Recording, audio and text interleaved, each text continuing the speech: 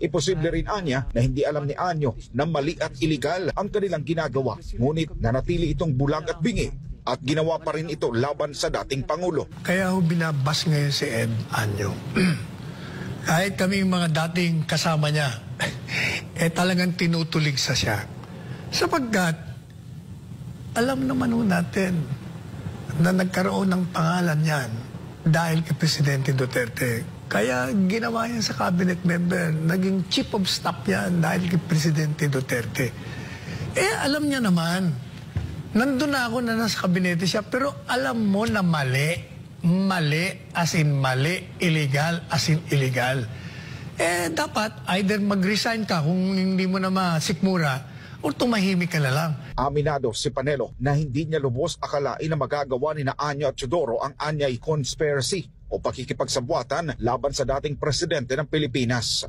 Pero yung ikaw ay kasama sa plotting, sa conspiracy, pati naman ikaw, Gibo, Diyos ko naman, Brad ko ito sa Sigmaro eh. Nung ito'y tumakbong presidente, nagpagawa ako ng mga t-shirt para sa kanya, sarili kong gastos. Tinulungan ko siya. At ilang beses siyang inalok ng Presidente Duterte na maging Secretary of National Defense. 3 beses yata, 3 beses siyang tumanggi. Tumakbong senador, tinulungan pa rin siya. Pagkatapos, magpa-plot kayo. Magpaplano kayo kung paano nyo aarestuin ng illegal, ididitining illegal, at ikikidnap.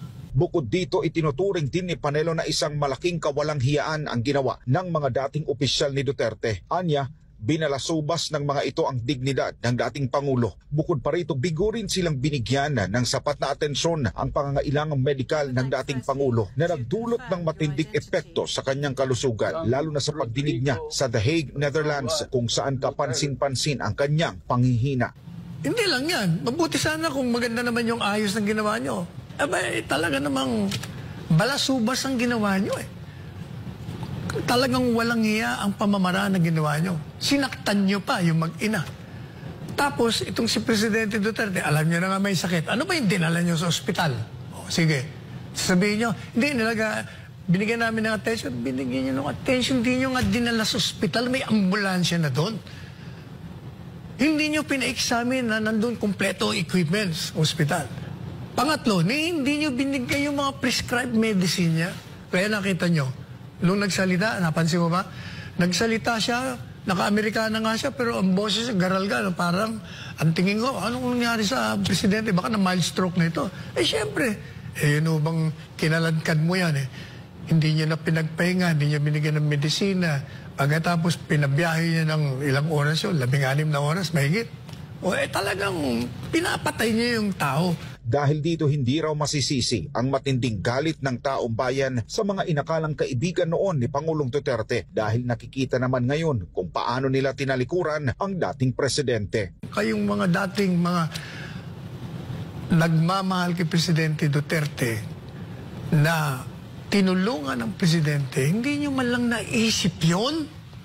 Kaya galit na galit sa inyo ang taong bayan, binabas kayo ngayon. Sa kabila ng mga akusasyon at matitinding pahayag, nananatili pa rin tahimik ang kampo ni National Security Advisor Eduardo Anyo at Defense Secretary Gilberto Teodoro hinggil sa isyong ito.